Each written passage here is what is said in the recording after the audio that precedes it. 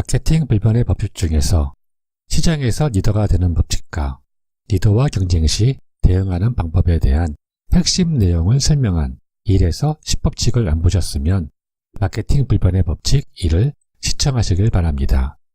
오늘은 마케팅 불변의 법칙 두 번째 시간으로 11법칙에서 22법칙까지 성공에 위배되는 오류를 방지하는 방법에 대해 살펴보겠습니다.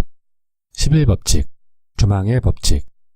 마케팅 효과는 오랜 시간에 걸쳐 발효된다. 마케팅 과정에서 장기적인 효과가 단기적인 효과와 정반대로 나타나는 경우가 자주 있다. 쿠폰, 할인, 세일이라는 형태의 마케팅 방식은 단기적으로 매출 증대에 효과가 있다. 하지만 저렴하게 살 수 있을 때만 물건을 사라고 고객을 가르치는 격이다. 뉴욕시티 일대에서 가장 큰 가구 회사인 시먼스는 매주 할인을 시행하였다. 하지만 시먼스는 결국 파산 신고를 했다. 마케팅 전략은 장기적인 안목으로 수립해야 성공할 수 있다. 12법칙, 9 확장의 법칙. 회사 내부에는 브랜드의 자산을 확장시키려는 거역하기 힘든 압력이 존재한다. 일반적으로 기업들은 처음에는 수익성이 아주 높은 하나의 제품에 단단히 초점을 맞춘다. 그러다 다음 순간 그 단단하던 집중력이 여러 제품으로 분산되고 회사는 손해를 입는다. IBM의 경우 메인프레임 컴퓨터에 초점을 맞추고 있던 시절 엄청난 수익을 올릴 수 있었다. 하지만 퍼스널 컴퓨터, 워크스테이션, 중형 컴퓨터, 소프트웨어, 네트워크, 전화 등 영역으로 확장했고 그 과정에서 복사기, 위성 비즈니스 시스템, 프로디지 네트워크, SAA, 탑뷰, 오피스 비전, OS2 등으로 엄청난 손실을 보았다. 1994년 IBM의 총 매출은 650억 달러이었지만 28억 달러의 적자를 기록했다. 13법칙, 희생의 법칙. 무언가를 얻기 위해서는 무언가를 포기해야 한다. 희생시킬 수 있는 대상은 세 가지가 있다. 제품 라인, 표적 시장, 무단한 변화가 그것이다. 제품 라인의 희생. 성공하고 싶다면 제품 라인을 확장시킬 것이 아니라 축소해야 한다. 에머리 에어프라이트는 소화물, 대화물, 밤새 배송, 지연 배송 등 모든 게 가능한 항공화물 서비스 분야의 리더이었다. 이에 반해 페덱스는 소화물의 밤새 배송 서비스라는 한 가지 서비스에만 전력 투구해 밤새 배송이라는 단어를 소비자 마음속에 인식시켰다. 오늘날 페덱스는 에머리보다 훨씬 더 큰 회사가 되었다. 표적 시장의 희생. 1950년대 후반 코크는 펩시의 판매량의 5배 정도였다. 1960년대 초 펩시는 10대 시장을 제외하고는 모든 것을 희생시켰다. 펩시의 목표는 10대 청소년이었지만 젊음을 바라는 50대도 펩시를 선호하게 되었다. 오늘날 펩시는 판매량에서 코카콜라보다 10% 정도만 뒤져 있다. 부단한 변화의 희생.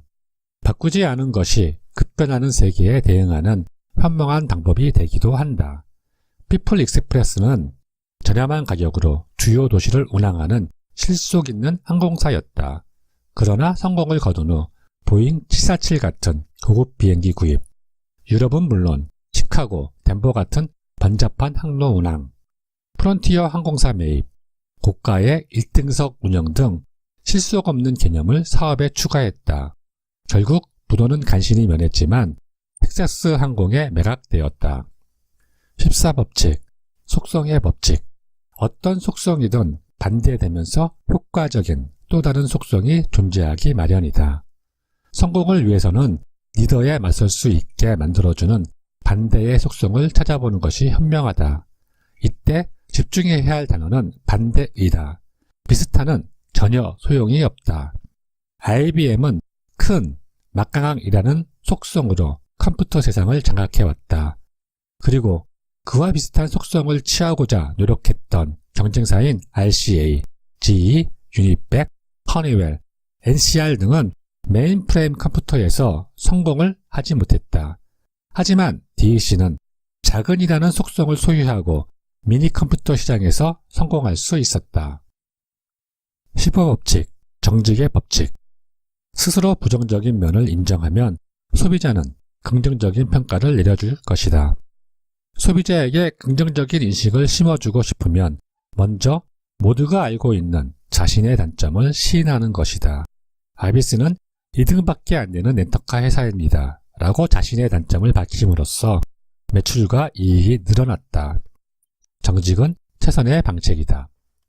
16법칙, 단일의 법칙. 어떤 상황에서든 하나의 단일 행동만이 실제적인 성과를 올린다.